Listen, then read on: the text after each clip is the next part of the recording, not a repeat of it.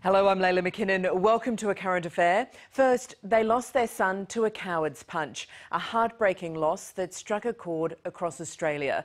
Now, Thomas Kelly's remarkable parents, Kathy and Ralph, have a plan to help stop drunken violence on our streets and save young lives. Dan Nolan joins me. Dan, they're an incredible couple who are getting a lot of community support. They certainly are, Layla. While most of us were celebrating the new year, last night, a small dedicated band of volunteers were out patrolling the streets, ready to help those who'd indulged a little too much. They are inspired by the Thomas Kelly tragedy and they wear his initials proudly as these guardian angels try to stem the flow of alcohol-fuelled violence.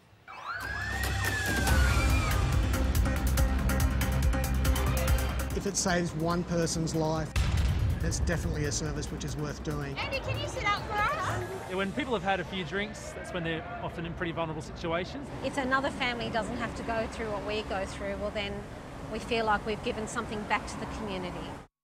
It came without warning. Thomas Kelly was walking with friends through King's Cross when he was king hit by a stranger. It was a senseless crime that changed a city forever. 18-year-old Thomas Kelly, on his first night out in Sydney's King's Cross, king hit and killed by a complete stranger. He was just the most beautiful kid who had his whole life in front of him. His distraught parents, Ralph and Kathy, were forced into the media spotlight. First to help find their son's killer, and again to voice their anger at a murder charge being dropped to manslaughter. We're here today for our son Thomas, who cannot speak for himself and will never speak again. Their son's killer is now serving a 10-year jail sentence, but the Kelly family are serving life. Life will never be the same. You know, we miss Thomas deeply and it never really gets better. I think people think that you get over this, but you never get over it.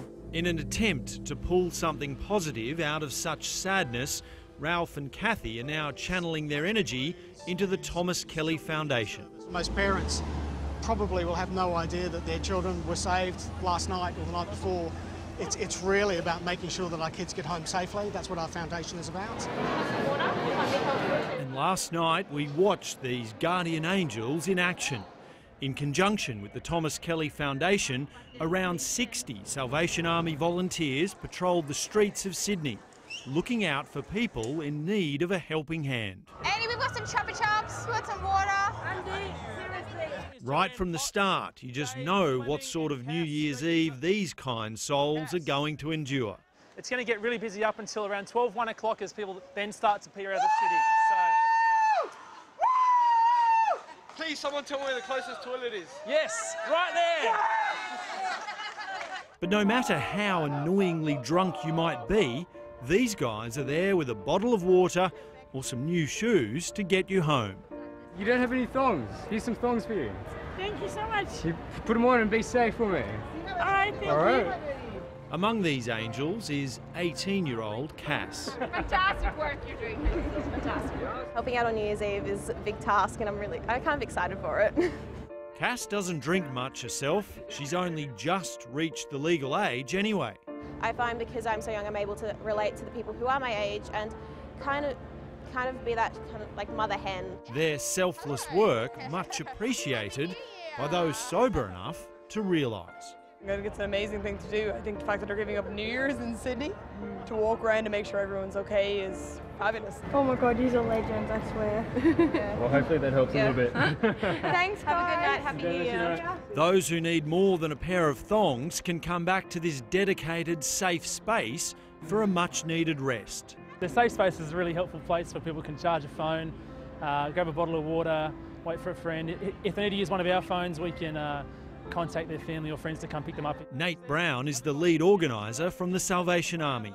In addition to New Year's Eve, his team of volunteers are out every Friday and Saturday night, trying to rescue people from becoming yet another statistic of alcohol-fuelled violence. They're feeling smashed, you know, they've got sore feet, they're probably feeling a bit groggy in their head, so look, if we can help them feel a bit more comfortable or help get them home in the right direction, I think it's the small stuff, but hopefully that's intervening before things go to a really bad place. The dedicated safe spaces are rolling out in Melbourne and Brisbane too. The Sydney program is funded by the New South Wales Government and City of Sydney, but the Angels wear Thomas Kelly's initials. The message is, take care. The last words Ralph and Kathy ever said to their son. So this is a brilliant program, and I just applaud Ralph for his determination in seeing it set up.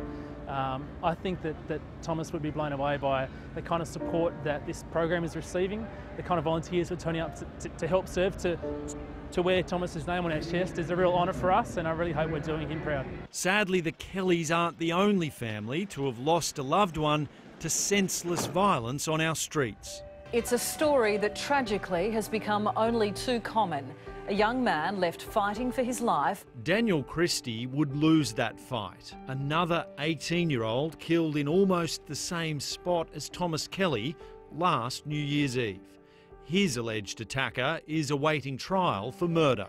I think it's very sad that we just keep seeing it happening over and over again, and I think that it makes you often feel like throwing your arms up in the air and saying, well, you know, we've tried, what more can we do? But we have to keep trying. And that's what the Thomas Kelly Foundation aims to do, maintaining pressure on governments to reduce alcohol-fuelled violence. They successfully lobbied the state government to increase licensing restrictions across the heart of Sydney. Now they want the federal government to curb alcohol advertising too.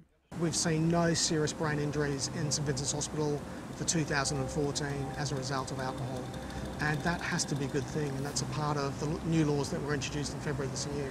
They're also working on changing our justice system to put the victims' rights ahead of the offenders.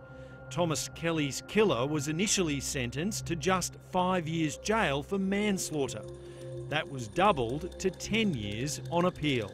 There's this terrible injustice going on in the state, as we've seen on multiple occasions, and it really has to stop. You know, we cannot, just let these offenders roam our street and be let off time and time again. The Kelly family spent New Year's Eve knowing these guardian angels were there to help, but the program only has enough funding for a 3-month trial.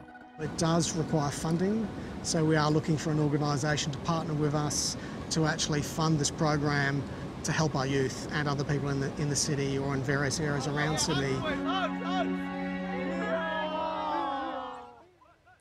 And if your company's interested in sponsoring those angels to keep up that amazing work, please contact the Thomas Kelly Foundation and you will find all the details on our website.